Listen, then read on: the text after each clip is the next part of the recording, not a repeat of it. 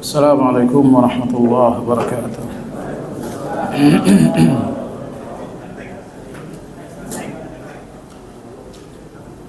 Alhamdulillah alladzi hadana lihadza wa ma kunna linahtadiya laula an hadana Allah.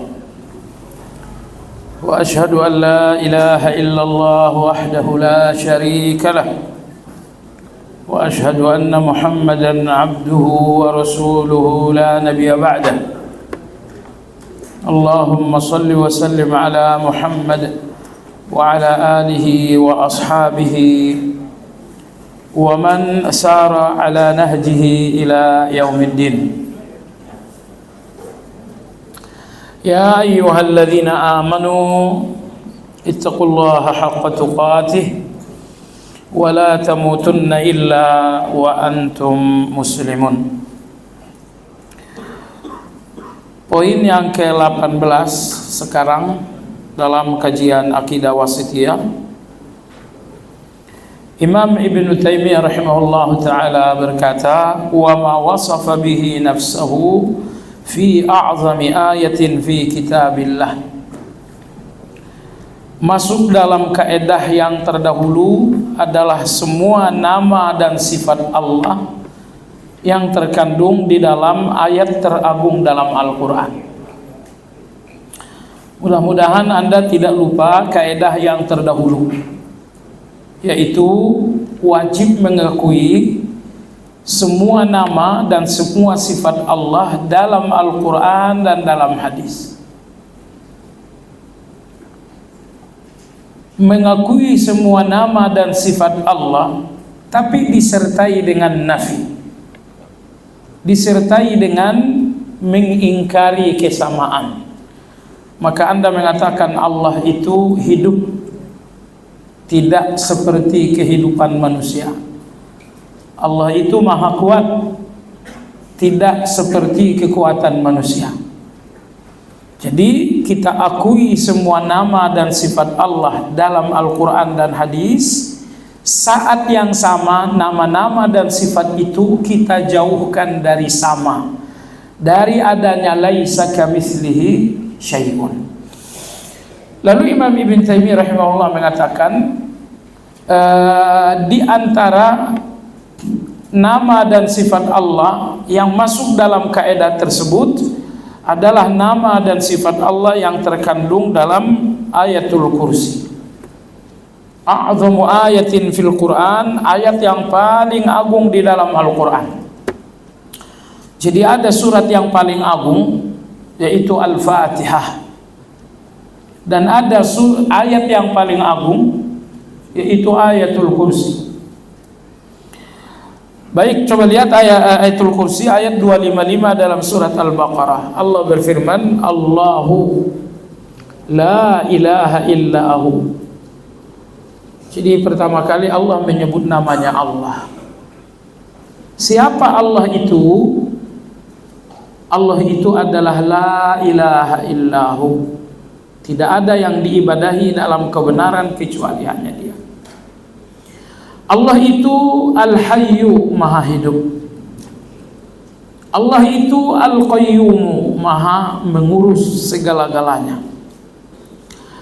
Allah itu la ta'khudhuhu sinatun wala naum, tidak ngantuk, tidak tidur.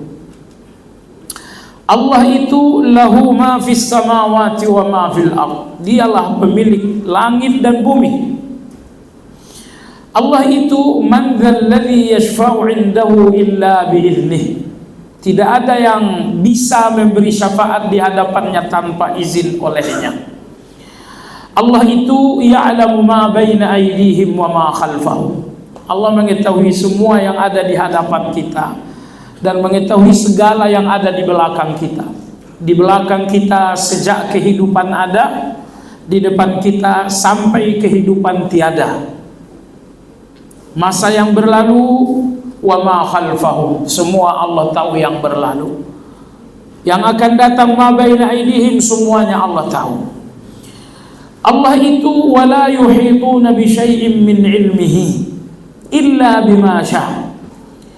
Mereka penghuni langit dan bumi, tidak ada yang dapat meliputi ilmu Allah. Ilmu Allah yang ada pada kita hanya sebatas kehendak Allah. Allah itu wasi'a kursiyyuhus samawati wal ardh. Kursinya seluas 7 lapis langit dan bumi. Allah itu wala yauduhu hifdhuhuma, tidak susah bagi Allah menjaga langit dan bumi. Allah itu wahuwal ali, dialah yang maha tinggi. Allah itu al-azim, dialah yang maha agung atau maha besar. Dalam kajiannya terhadap ayatul kursi, Syekh Utsaimin rahimahullah mengatakan, di dalam ayatul kursi ini terdapat 5 nama Allah dan 26 sifat Allah. 5 nama Allah dan 26 sifat Allah. Nah, karena ayat ini penuh sekali tentang Allah, makanya walihada kana man qara'a hadhihi al-ayata fi lailah lam yazal alaihi min Allah hafizun wa la yaqrabuhu syaitanun hatta yusbih. Siapa yang membacakan ayat ini di satu malam sampai pagi, tidak akan ada setan yang mendekatinya untuk membahayakan. Kenapa? Karena ayat ini sangat penuh dengan ma'rifatullah. Jadi ma'rifatullah dalam ayat ini terdiri dari 5 nama dan 26 sifat Allah. Jemaah sekalian, di dalam surat ini ada sifat Allah, ada nama Allah ya, sifat bukan. Nama Allah yang sesungguhnya bukan nama Allah. Tapi sebagian orang menganggapnya nama Allah, terkhusus orang-orang sufi, yaitu Allahu la ilaha illa huwal hayyul qayyum. Huwa atau hu itu di dalam ayat sangat banyak sekali. La ta'khudhuhu lahu ma fis samawat yashfa'u indahu biiznihi, banyak sekali. Ini semua dhamir atau kata ganti orang ketiga. Mereka mengatakan bahwa dhamir huwa dan derivasinya, bentuk-bentuknya ini masuk kategori nama Allah. Yang betul huwa bukan nama Allah. Kenapa? Karena ketika Allah menyebutkan namanya, Allah sebutkan husna. Misalnya Allah berfirman, walillahil asmaul husna fad'uhu biha, surat Al-A'raf. Ya. Dalam surat Al-Isra bagian akhir Allah berfirman, qul id'u Allah aw id'u ar-rahmana ayyamma tad'u falahul asmaul husna. Lalu di bagian akhir surat surat Al-Hasyr. Jadi Allah tidak pernah menyebut namanya dengan asma, tetapi selalu dengan embel-embel husna. Asmaul husna. Kata husna ini sangat penting untuk menentukan apakah ini asma atau bukan bagi Allah. Contoh, baik, husna apa arti husna? Husna artinya baik, husna artinya pujian. Jadi asmaul husna, nama-nama yang mengandung makna pujian.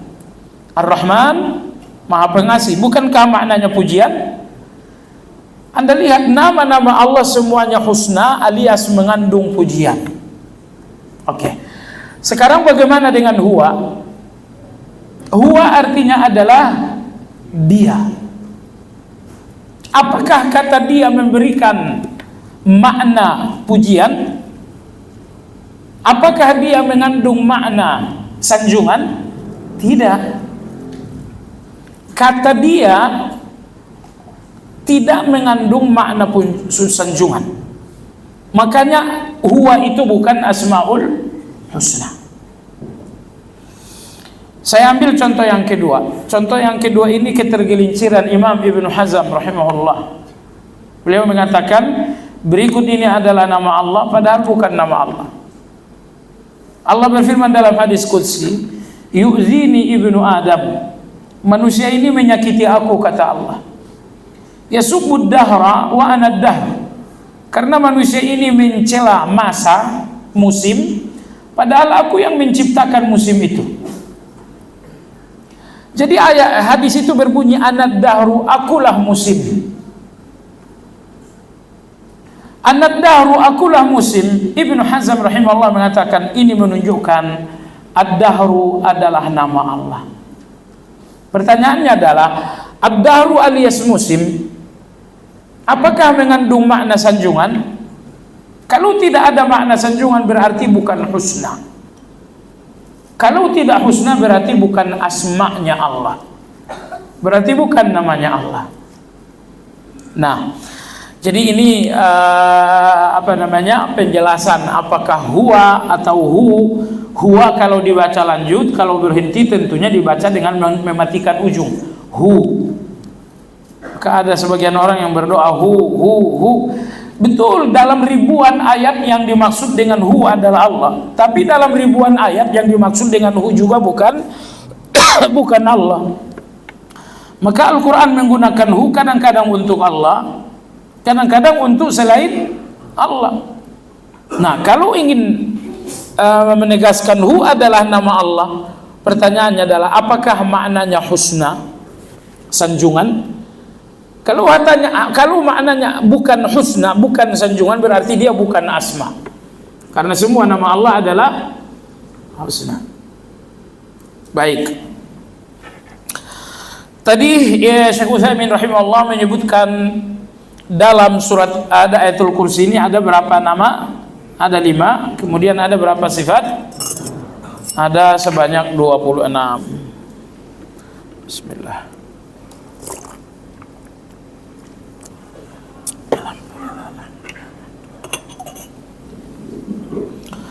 Baik, adapun 5 nama Allah dalam Al-Quran, yang pertama adalah Allah. Yang kedua adalah Al-Hayyu. Yang ketiga adalah Al-Qayyum. Yang keempat adalah Al-Ali.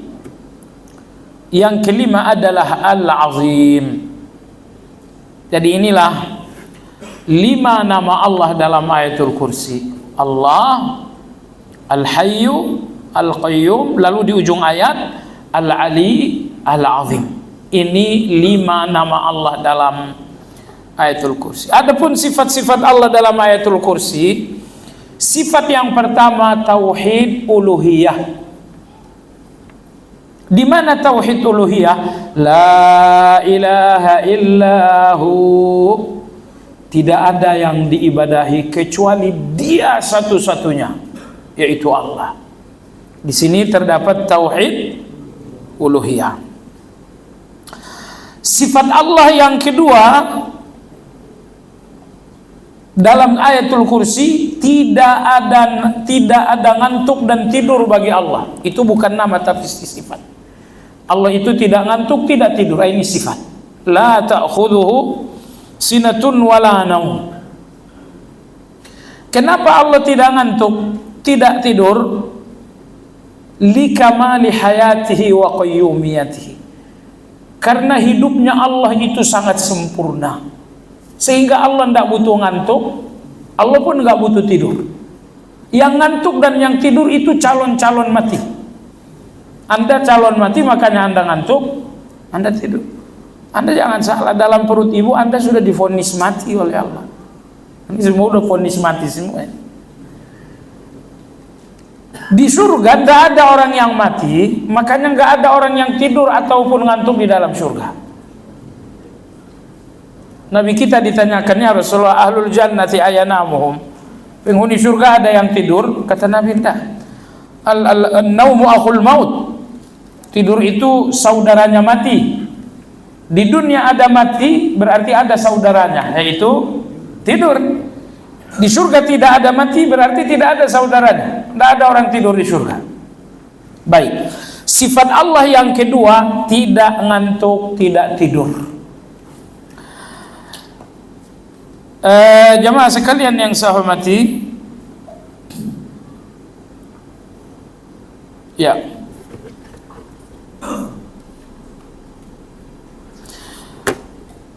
Seberapa tadi sifat keberapa? Yang kedua kalau ditambah dengan 5 berarti 7. Karena 5 nama Allah tadi itu nama sekaligus sifat. Misalnya Al-Hayyu nama Allah tapi sekaligus sifat. Berarti sudah ada 5 di dalam Asmaul Husna. Tanpa, ya, berikutnya adalah yang ke-6 tadi adalah tauhid uluhiyah, itu anggap yang ke-6 biar genap 26 tadi. Yang ke-7 bahwa Allah tidak ngantuk, tidak tidur. Tahu hitungannya kenapa 7? Karena 5 Asmaul Husna itu sudah sekaligus sifat. Oke, 5 itu. Yang ke-6 adalah tauhid uluhiyah. Yang ke-7 adalah tidak ngantuk, tidak tidur. Sifat Allah yang ke-8 umumu mulkihi, yaitu kekuasaan dan kepemilikannya yang sangat total. Yaitu dalam firman Allah, lahu ma fis samawati wa ma fil ardh. Dialah pemilik langit dan isinya, bumi dan isinya. Maka sifat Allah yang kelima, yang ke-8, pemilik mutlak langit dan bumi. Pemilik langit dan bumi, lahu ma fis samawati wa ma fil ardh. Ini sifat yang ke-8. Kemudian sifat yang ke-9,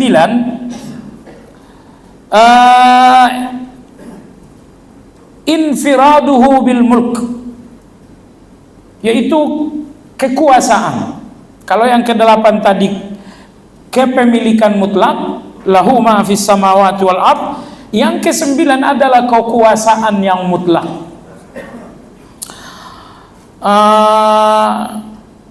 Kekuasaan, iya, kekuasaan dalam ayatul kursi pertama ketika Allah mengatakan dirinya pemilik langit dan bumi. Pemilik itu sekaligus penguasa.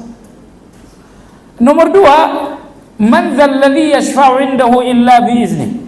Tidak ada yang memberi syafaat di depan Allah tanpa izinnya. Ini pun menunjukkan kekuasaan. Maka sifat yang ke-9 adalah kekuasaan Allah. Di mana kekuasaan Allah dalam ayatul kursi? Pertama ketika Allah mengatakan lahu ma fis samawat, Allah pemilik. Kalau dia pemilik berarti dia penguasa. Yang kedua ketika Allah mengatakan man dzalladzi yashfa', tidak ada kalian yang bisa memberikan syafaat atau intervensi dalam keputusanku tanpa izinku. Ini juga menunjukkan kekuasaan. Baik, kemudian sifat Allah Subhanahu wa taala yang ke-10, Quwwatus Sultan, keputusannya tidak terganggu gugat. Keputusannya tidak terganggu gugat. Mana ayatul kursi yang menunjukkan bahwa keputusan Allah tidak terganggu gugat? Man dzalladzi yashfa'u indahu illa biiznih. Tidak ada yang bisa memberi syafaat atas keputusan Allah tanpa izin Allah. Allah putuskan pulang ke neraka, keputusan itu tidak ada yang bisa ganggu gugat kecuali diizinkan oleh Allah. Izin Allah dengan 2 pengertian. Izin Allah kepada yang memberi syafaat. Nomor 2, izin Allah kepada yang menerima syafaat. Ibrahim alaihissalam, bisakah dia memberi syafaat kepada ayah kandungnya? Tidak bisa. Kenapa? Tidak ada izin Allah kepada yang menerima syafaat. Walaupun ada izin Allah kepada yang memberi. Nabi Ibrahim, apakah ada izin untuk beliau memberikan syafaat? Ada. Tapi bukan kepada ayahnya. Baik. Jadi sifat Allah yang ke-10, keputusannya tidak terganggu gugat. Sifat Allah yang ke-11 adalah al-indiyah, di sisi, yaitu Allah Subhanahu wa taala berfirman, man dzalladzi yashfa'u indahu, tidak ada yang memberikan syafaat indahu, di sisi Allah. Di sisi itu adalah sifat Allah. Di sisi Allah, seperti Anda misalnya, saya duduk di sisi fulan. Nah, saya duduk di sisi kanan. Nah, apakah sisi itu salah satu sifat Allah? Iya. Salah satu sifat Allah adalah sisi. Man dzalladzi yashfa'u indahu illa bi'idznih. Ya, man dzalladzi, siapakah yang memberikan syafaat indahu, di sisi Allah, illa bi'idznih, tanpa izin dari Allah. Jadi sifat Allah yang ke-11 adalah sisi. Sifat Allah Subhanahu wa taala yang ke-12 adalah al-izin. Izin. Allah izinkan, Allah tidak izinkan. Ini sifat Allah. Ayatul Kursi yang menunjukkan sifat ini adalah firman Allah, illa biiznih, tanpa adanya izin Allah. Maka izin adalah sifat Allah. Allah izinkan para nabi memberi syafaat, dan Allah tidak izinkan kepada berhala-berhala memberi syafaat. Maka izin atau tidak mengizinkan adalah salah satu sifat Allah Subhanahu wa taala. Kemudian sifat Allah yang ke-13 adalah umumu ilmihi, bahwa ilmu Allah itu total 100%. Bahwa ilmu Allah total 100%. 100% maksudnya apa? Ma baina aidihim, semua yang di depan kita Allah tahu. Wa ma khalfahum, semua yang telah berlalu Allah tahu. Sudah berapa lama waktu berlalu sejak bumi langit diciptakan, Allah tahu semua kejadian-kejadiannya secara detail. Dan berapa lagi yang tersisa di depan, semuanya Allah tahu berikut segala peristiwa-peristiwa. Saya kira peristiwa paling penting bagi Anda kapan Anda mati. Gak ada peristiwa yang lebih penting dari itu. Tapi betapapun pentingnya peristiwa kematian Anda nggak tahu. Betul nggak? Ada apa ini? Ini kelemahan kita. Satu peristiwa yang begitu penting kita nggak tahu. Nggak ada yang lebih penting dari itu. Tapi Anda nggak tahu. Ya, tapi itu kasih sayang Allah juga. Ya, kasih sayang Allah juga. Kalau Allah kasih tahu, nggak ada lagi surga, nggak ada lagi neraka. Semua orang ke surga.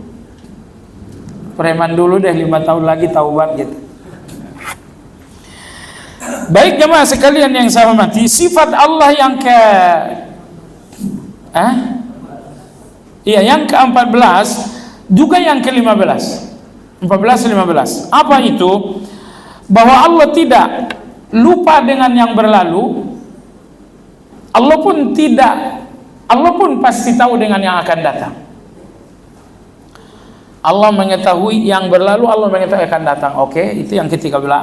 14, Allah nggak lupa dengan yang berlalu. Lupa itu sifat kita. Lemahnya ilmu kita adalah 2. Lemahnya ilmu kita, pertama, tadinya nggak tahu, ujungnya lupa. Itu ilmu kita tuh. Tadinya nggak tahu, ujungnya lupa. Dan inilah sifat Allah yang ke-14-15. Apa yang ke-14? Allah tidak lupa. Yang ke-15, ilmu Allah tidak berawal dari tidak tahu. Ya'lamu ma baina aydihim, berarti Allah pasti tahu. Kemudian ilmu Allah yang ke-16, kamalu 'azmatihi li ajzil khalqi 'anil ihatati bihi. Yang ke-16 adalah sempurna kemahabesaran Allah. Yang ke-16 adalah sempurna kemahabesaran. Apa maksudnya? Maksudnya adalah wala yuhituna bi syai'in min ilmihi. Kalian manusia ini tidak mampu menjangkau ilmunya Allah. Kenapa tidak bisa terjangkau? Kenapa kita nggak bisa meliputi ilmu Allah? Karena betapa maha besarnya Allah, betapa maha luasnya ilmu Allah. Baik, misalnya saya punya ilmu, Anda pelajari 3 hari ilmu saya habis. Oh, betapa kecilnya ilmu saya itu. Misalnya ini Bapak Profesor, pendidikannya luar biasa, tapi Anda belajar 10 tahun, nggak usah 10 tahun, 5 tahun saja Anda pelajari, Anda akan menguasai ilmunya sang profesor. Tapi bagaimana dengan ilmunya Allah? Wala yuhituna bi syai'in min ilmi. Kalian manusia ini tidak ada yang meliputi ilmunya Allah. Gak ada kalian yang mampu menguasai ilmunya Allah. Illa bima sya, kecuali pada batas kecil yang Allah berikan. Jadi salah satu contoh saja soal ruh di tubuh kita nggak tahu ruh itu di mana. Wa yas'alunaka 'anir ruh, qulir ruhu min amri rabbi. Wa ma utitum minal ilmi illa qalila.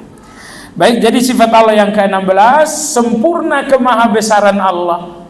Kemahabesaran Allah secara zat, kemahabesaran Allah secara ilmu, sehingga kita tidak bisa menjangkau, membatasi. Ilmu Allah kita nggak bisa jangkau, kita hanya bisa ambil ilmu itu setetes saja. Tetes yang kedua saja kita udah nggak bisa. Tapi ilmu manusia, dengan Anda belajar 2 hari, 3 hari, ilmunya akan hilang. Misalnya saya punya ilmu, saya yakin Anda belajar sejam, ilmu saya habis. Tetapi Allah Azza wa Jalla la yuhituna bi syai'in min ilmihi. Manusia, malaikat, jin, kalian semua tidak bisa menjangkau ilmu Allah. Tidak bisa kalian menghabisi ilmunya Allah. Ya. Kemudian sifat Allah yang ke-17 adalah itsbatul kursi wa huwa maudhi'ul qadamain. Yaitu mengimani adanya kursi bagi Allah. Wasi'a kursiyyuhu. Sifat Allah yang ke-19 adanya kursi bagi Allah. Yang ke-17 adanya kursi bagi Allah. Kursi, iya ada kursi. Apa gunanya kursi bagi Allah? Kalau aras bagi Allah, Allah bersemayam di atas aras. Allah bersemayam di atas aras. Tapi kursi, tidak perlu kita bicara apa itu kursi, cukup bagi kita bicara orang-orang terdahulu. Ibnu Abbas radhiyallahu anhu, ya kalau dia sesat kita pun ikhlaslah jadi orang sesat. Tapi yang mensesatkan orang yang benar berarti yang menyesatkan yang sesat. Ibnu Abbas mengatakan kursinya Allah itu maudhi'ul qadamain. Kursinya Allah itu adalah tempat kedua tumit Allah Subhanahu wa taala. Jadi Allah Tabaraka taala memiliki kursi, dan kursi ini kata Ibnu Abbas maudhi', tempat qadamain, kedua tumit Allah Subhanahu wa taala. Allah punya tumit, ya, Nabi juga mengatakan begitu. Kata Nabi, wala tazalu jahannam taqulu hal min mazid hatta wada'a ar-rabbu qadamahu fihi wa yaqulu qit qit. Nanti setelah penghuni neraka telah masuk semua, neraka ini berteriak-teriak. Ada lagi enggak yang mau masuk? Ada lagi enggak? Ada lagi enggak? Teriak-teriak neraka. Akhirnya Allah meletakkan tumitnya di mulut jahanam itu sambil Allah mengatakan diam, diam. Jadi Allah memiliki tumit, tapi tidak usah bayangkan tumit Anda. Kafir itu. Allah punya tumit kayak saya, kafir. Allah punya tumit seperti apa? Seperti tumitnya Allah. Tumit Allah seperti apa? Laisa kamitslihi syai'. Tidak sama dengan semua tumit. Baik. Jadi sekali lagi, kursinya Allah ini adalah tempat kedua tumit Allah. Dan di dalam ayat ini digambarkan bahwa kursinya Allah seluas 7 lapis langit, dan di 7 lapis langit tambah lagi bumi, itulah luasnya kursi.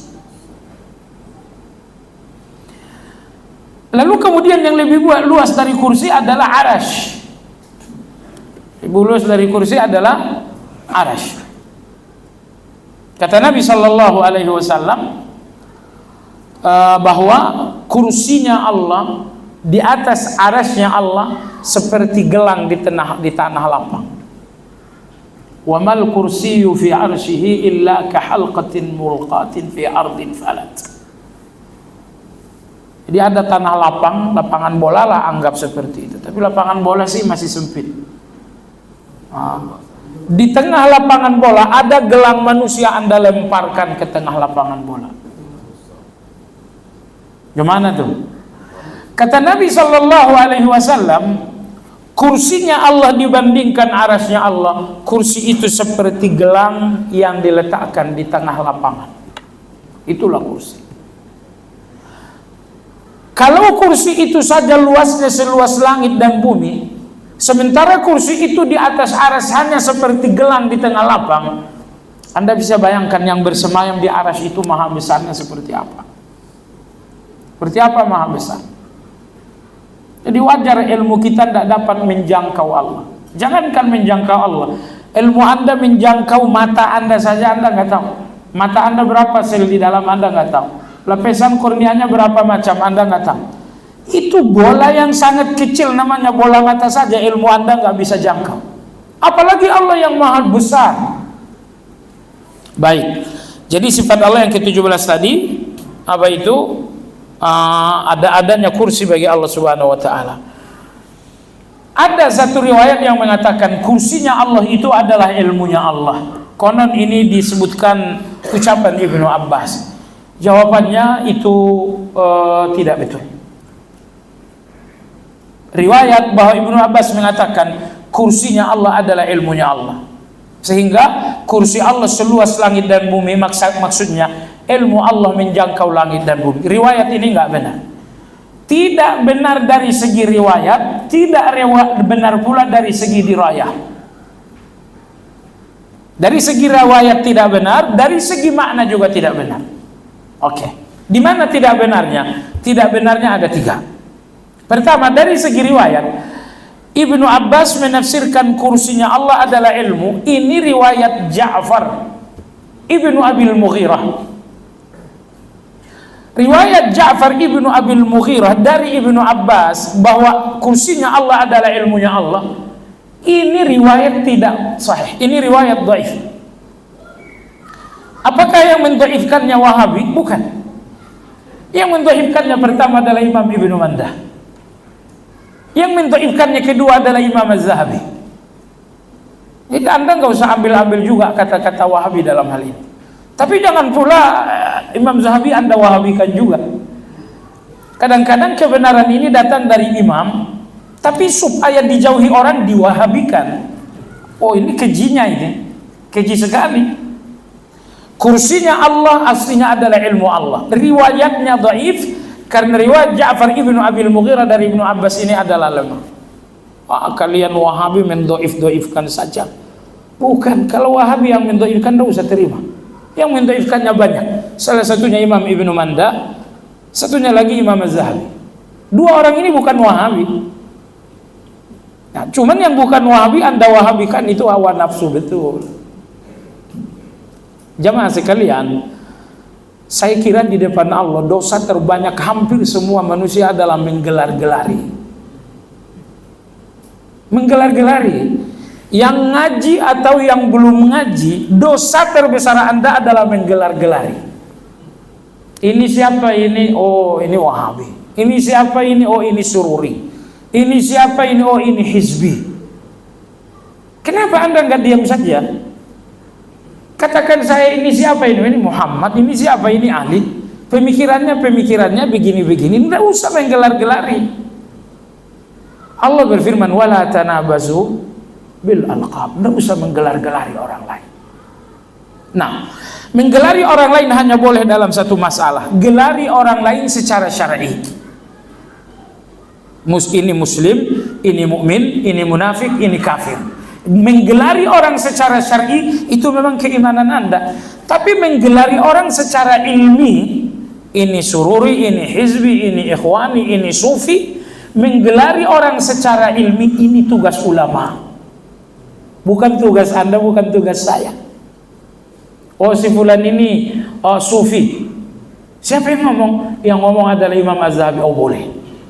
Karena menggelar-gelar ilmiah ini butuh ilmu yang mendalam untuk menggelari orang secara ilmu. Maka hati-hati ya. Anda kalau mau menggelari orang, gelari orang secara syar'i. Gelar secara syar'i maksudnya adalah gelar-gelar yang ada dalam Al-Quran dan hadis itu wewenang Anda itu. Si fulan ini mukmin, si fulan ini muslim. Nah, kalau si fulan ini kafir, kalau si fulan ini fasik, kalau si fulan ini menggelari orang dengan gelar-gelar yang syar'i, itu keimanan kita. Itu tugas kita. Misalnya ada orang yang berdusta. Gelarnya secara syar'i apa itu? Munafik. tapi menggelari orang secara ilmi. Oh, misalnya ini Durruziyah, misalnya ini Nusairiyah, misalnya ini ya yang tadi saya bilang. Ini menggelar gelar ilmiah ini.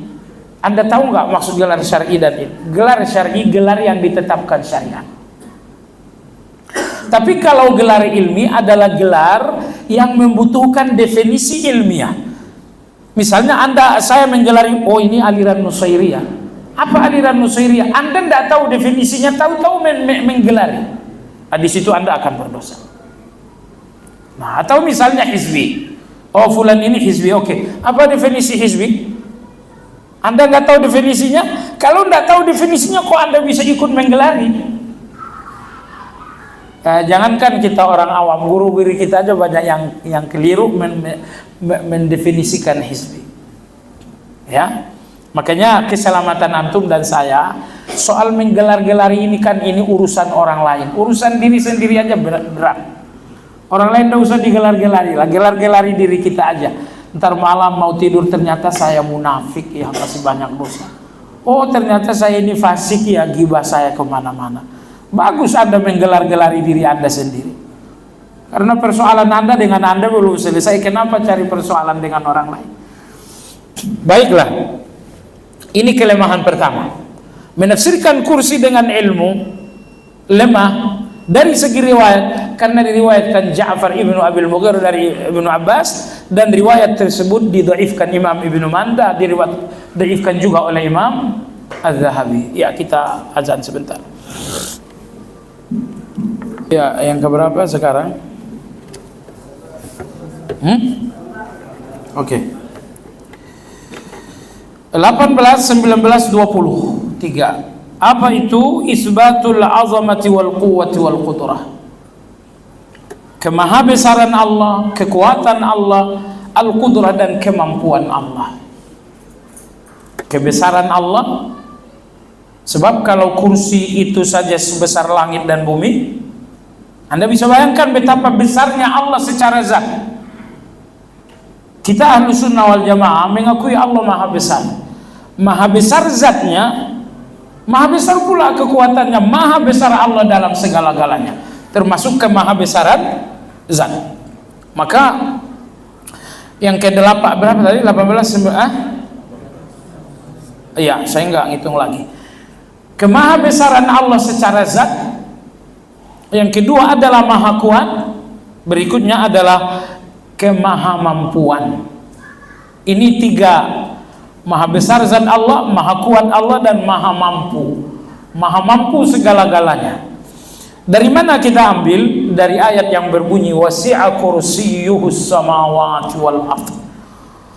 Maka luasnya kursi Allah seluas langit dan bumi.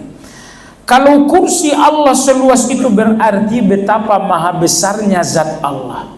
Karena kursi itu hanya tempat untuk tumitnya Allah. Baik, kalau kursi seluas itu, ini menunjukkan sifat Allah, besar Allah secara zat. Kalau kursi Allah seluas itu menunjukkan betapa maha kuatnya Allah. Karena kalau Allah besar lemah itu gak masuk akal. Allah besar berarti Allah kuat. Nomor 3, maha mampu. Kalau Allah maha besar tapi Allah tidak mampu, nggak mungkin. Tapi Allah maha besar, besarnya Allah, bahwa kursi seluas langit dan bumi hanya tempat tumitnya Allah. Maha besarnya Allah berarti menunjukkan Allah maha kuat. Sudah, berarti besar secara zat, kemudian kuat, karena yang besar pasti kuat, kemudian kudrah, mampu segala-galanya, karena yang maha besar tidak mungkin tidak punya mampu segala-galanya. Nah kemudian 22, 23, 24, hitungan di sini berarti keliru, di sini 22. Ya 3 lah kalau begitu. Apa itu? Sempurna ilmunya, rahmatnya, dan penjagaannya. Ya, sempurna ilmunya, rahmatnya, dan penjagaannya. Dari mana itu? Allah berfirman, wala ya'uduhu hifdzuhuma. Tidak sulit bagi Allah menjaga langit dan bumi. Oke, tidak sulit bagi Allah menjaga langit dan bumi. Kenapa tidak sulit? Kamalu ilmi. Karena Allah mengetahui segala-galanya. Kalau Allah tidak tahu, tidak mungkin Allah bisa menjaga. Tapi Allah tahu dengan sempurna, maka tidak sulit bagi Allah menjaga. Kemudian Allah menjaga langit dan bumi, ini menunjukkan rahmat. Sifat berikutnya adalah kesempurnaan apa? Rahmat. Karena kalau Allah menjaga langit dan bumi dan isinya, bukankah itu rahmat? Baik. Kemudian sifat yang berikutnya lagi hifdzuhu, bahwa Allah menjaga. Ya, maka wala ya'uduhu hifdzuhuma di sini terdapat tiga sifat. Sempurna ilmu Allah, makanya mudah bagi Allah menjaga langit dan bumi. Sempurna kasih sayang Allah, maka Allah menjaga. Kemudian sifat yang ketiga, Allah Maha menjaga. Kemudian sifat Allah berikutnya lagi lah, biar kita nggak beda pendapat. Yaitu sifat berikutnya adalah bahwa Allah Subhanahu wa taala maha tinggi dengan tiga ketinggian. Wa huwal ali, maha tinggi dengan tiga ketinggian. Ketinggian zat, Allah bersemayam di atas arsy. Ketinggian yang kedua, ketinggian sifat. Ketinggian sifat artinya sifat Allah di atas segala sifat. Kasih sayang Allah di atas segala kasih sayang. Kekuasaan Allah di atas segala kekuasaan. Kemudian ilmunya Allah di atas segala ilmu. Kelembutan Allah di atas segala kelembutan. Ini namanya ketinggian sifat. Sifat Allah di atas segala sifat. Nomor 3, uluwul qahr. Kemahatinggian kemampuan. Maha tinggi kemampuan Allah, maka tidak ada yang sulit bagi Allah. Tidak ada yang sulit bagi Allah, bahkan dan tidak ada yang membuat Allah letih. Khalaqas samawati wal arda wa ma bainahuma fi sittati ayyam wa ma massana min lughub. Allah ciptakan langit, bumi dan isinya dalam 6 masa tanpa Allah letih. Kenapa Allah tidak letih? Jawabannya karena itu nomor terakhir, bahwa maha tinggi kemampuan Allah. Tinggi kemampuan, maka tidak ada yang sulit bagi Allah Subhanahu wa ta'ala. Kalau kemampuan kita rendah, makanya banyak yang sulit. Tapi kemampuan Allah tinggi sehingga tidak ada yang sulit. Itu 3 ketinggian Allah. Tinggi zat, Allah di atas arsy. Tinggi sifat, semua sifat Allah di atas segala sifat. Nomor 3 adalah tinggi kekuasaan Allah. Lalu kemudian yang terakhir, kata Syekh Utsaimin rahimahullah ta'ala, bahwa Allah maha agung. Allah maha agung, azim, maha agung. Agung dalam arti Allah menguasai Anda secara penuh. Itulah agung itu. Allah maha agung artinya Allah menguasai Anda penuh. Saya tidak menguasai Anda, maka saya tidak agung di mata Anda. Tapi Bapak Presiden menguasai Anda, makanya Presiden ini agung dalam pandangan kita. Jadi seberapa besar orang menguasai Anda, sebesar itu dia punya keagungan di mata Anda. Tetapi manusia, maka seorang komandan itu agung di mata prajurit, karena komandan ini punya kekuasaan terhadap prajurit. Seorang tua agung di mata anak-anak karena dia punya kekuasaan terhadap anak-anak. Baik. Dan yang menguasai Anda 100% adalah Allah Azza wa Jalla. Kalau komandan ini menguasai prajurit nanti sebelum pensiun. Kalau udah pensiun, kekuasaan itu hilang. Orang tua berkuasa terhadap anak sebelum wafat. Kalau sudah wafat, kekuasaan itu pun hilang. Jadi Allah menguasai Anda total 100%. Lahir dan batin Anda dikuasai oleh Allah Azza wa Jalla. Kalau Anda mau tahu betapa Allah menguasai Anda, bahwa Allah memiliki segalanya. Kematian Anda, Allah yang nyiptain. Ya Allah. Kematian Anda, Allah yang menciptakan kematian itu. Jangankan andanya, kematian Anda ciptaan Allah, rezeki Anda ciptaan Allah, keselamatan Anda ciptaan Allah, perlindungan untuk Anda ciptaan Allah. Jadi kekuasaan Allah atas Anda 100%. Nah, itulah keagungan Allah. Al-Aliyul Azim, maha tinggi lagi maha agung. Allah maha agung karena kekuasaannya atas kita sangat total, sangat mutlak, 100% kekuasaan Allah Azza wa Jalla. Coba lihat nikmat Allah. Semua nikmat Allah itu adalah kekuasaan Allah atas kita, jemaah sekalian yang saya hormati. Maksudnya apa? Mata ini nikmat Allah dan itu kekuasaan Allah. Anda cabut mata Anda nggak bisa ngapain-ngapain kan? Telinga Anda adalah nikmat Allah dan nikmat Allah adalah kekuasaan. Bayangkan Allah cabut pendengaran Anda nggak bisa ngapa-ngapain. Anda baru duduk, orang mengatakan kalau bicara kencang, orang ini udah 2 baut lepas. Baut kanan, baut kiri udah lepas. Bicara yang kencang. Jadi semua nikmat Allah dalam diri Anda adalah kekuasaan Allah. Dan nikmat Allah ada yang bersifat lahiriah dan ada yang bersifat batinnya. Semuanya adalah kekuasaan Allah.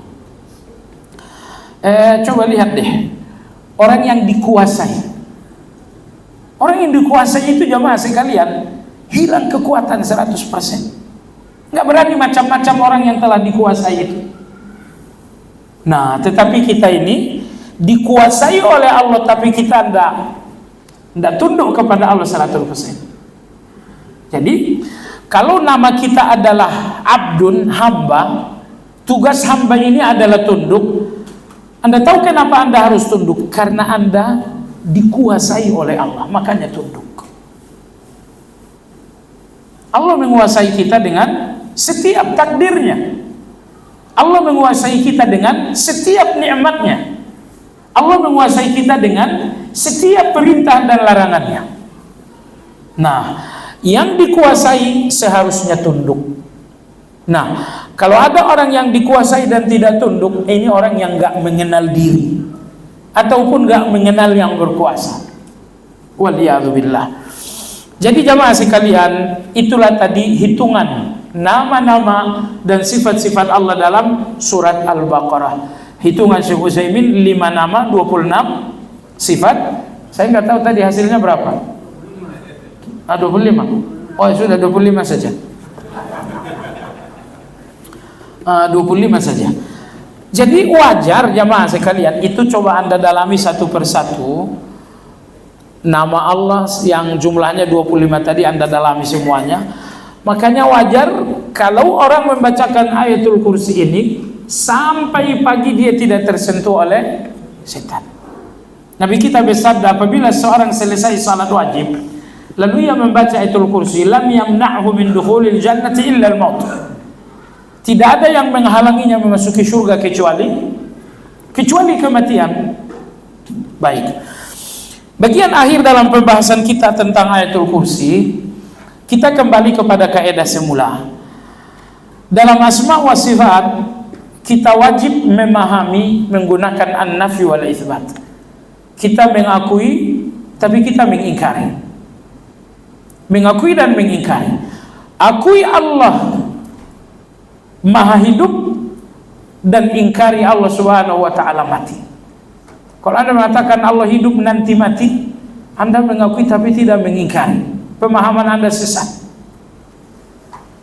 Akui Allah memiliki wajah, tapi ingkari wajah itu sama dengan semua wajah. Ini kaidah, mengakui dan mengingkari pada waktu yang bersamaan. Perhatikan dalam ayatul kursi, bagaimana Allah menghimpun antara an-nafi wal isbat. Di bagian ayat, di bagian awal Allah berfirman, Al-Hayyul Qayyum, Allah Maha Hidup. Al-Qayyum, Allah Maha.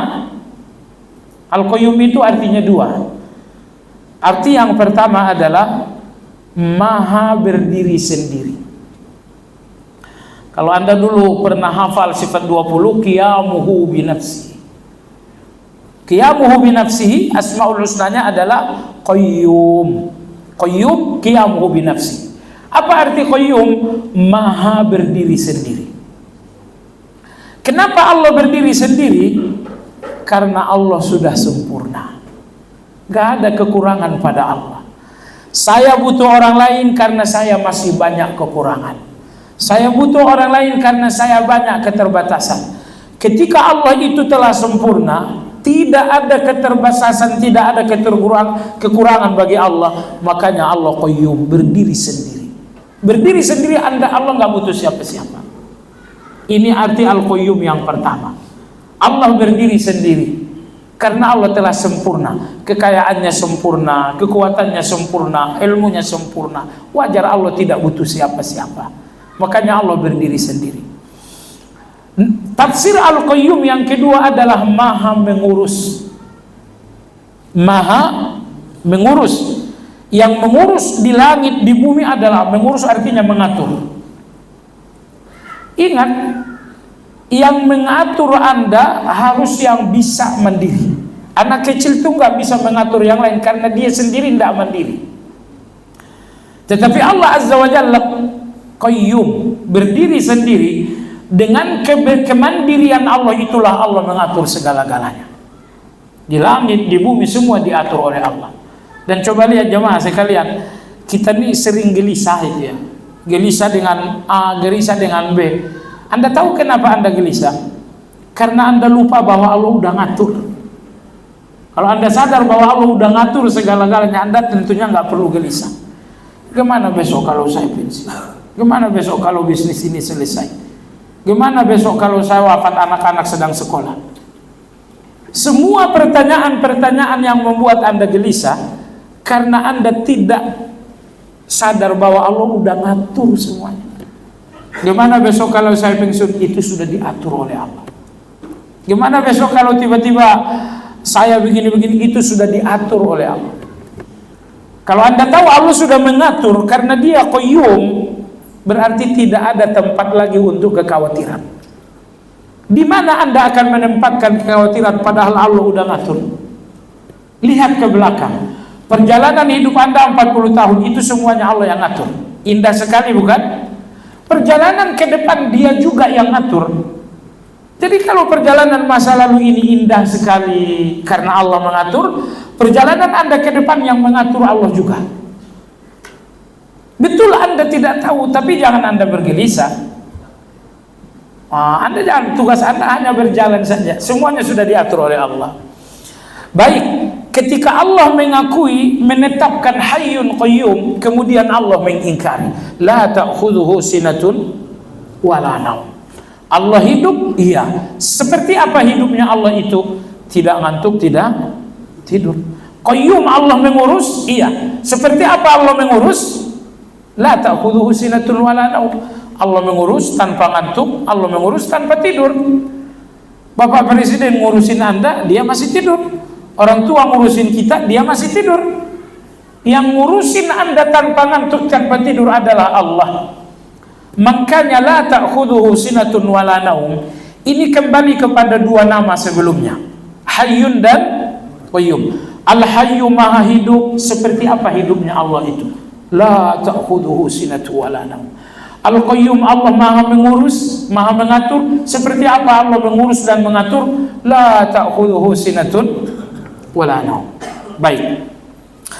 Sebagai penutup, dalam Al-Quran 3 kali Allah sebutkan Hayyun Qayyum. Ayatul Kursi, Allahu la ilaha illa huwal hayyun. Ayat bagian awal surat Al-Imran, Alif Lam Mim, Allahu la ilaha illa huwal hayyul qayyum. Yang terakhir surat Thaha ayat 111. Allah berfirman wa 'anatil wujuh lil hayyil qayyum. Maka 3 kali Allah gandengkan Hayyun Qayyum, sehingga ulama kita menegaskan nama teragung dari semua nama yang agung adalah gabungan Hayyun Qayyum. Semua nama Allah agung, betul? Di atas nama yang agung itu ada nama yang teragung. Itu dinamakan oleh Nabi Ismul A'zam, nama teragung. Apa nama teragung Allah? Salah satunya adalah gabungan Hayyun dan Qayyum. Makanya Nabi menggabungkan Hayyun Qayyum dalam zikir pagi, ya Hayyu ya Qayyum birahmatika astaghits, sampai akhir. Makanya Nabi menggabungkan Hayyun Qayyum dalam zikir kesulitan. Ya Hayyu ya Qayyum birahmatika astaghits. Jadi Nabi kita menggabungkan Hayyun Qayyum dalam 2 zikir, dan Allah menggabungkan Hayyun Qayyum dalam 3 ayat. Kenapa demikian? Menggabungkan Hayyun Qayyum adalah nama teragung. Kalau Anda bertanya, kenapa nama teragung? Jamaah sekalian, semua nama Allah kembali kepada 2 nama, Hayyun Qayyum. Maksudnya apa itu? Nama Allah itu ada yang zatiyah, ada yang fi'liyah. Ada nama yang kembali kepada zat Allah, ada nama yang sifatnya perbuatan Allah. Semua nama-nama Allah yang sifatnya zat kembali kepada Hayyun. Allah Maha Kuat karena Allah Hayyun hidup. Allah Maha Kuasa karena Allah Hayyun hidup. Dan semua nama Allah yang sifatnya perbuatan, Allah ngasih rezeki, Allah ngasih menjaga, Allah melindungi, Allah memberi keselamatan, Allah Maha menolong. Semua nama Allah yang sifatnya perbuatan Allah kembali kepada Qayyum. Jadi semua nama Allah yang sifatnya zat Allah kembali kepada Hayyun, dan semua nama Allah yang sifatnya perbuatan Allah kembali kepada Qayyum. Jadi kalau Anda ingin merangkum semua nama Allah, rangkumlah di dalam 2 nama. Hayyun, di dalamnya terdapat semua nama-nama yang bersifat zat. Qayyum, di dalamnya terdapat semua nama-nama yang bersifat perbuatan. Makanya 2 nama ini adalah nama teragung. Ya, demikian kita sudahi dengan zikir kafaratul majlis. Subhanakallahumma wa bihamdika asyhadu an la ilaha illa anta astaghfiruka wa atubu ilaik. Alhamdulillahirabbil alamin. Assalamualaikum warahmatullahi wabarakatuh.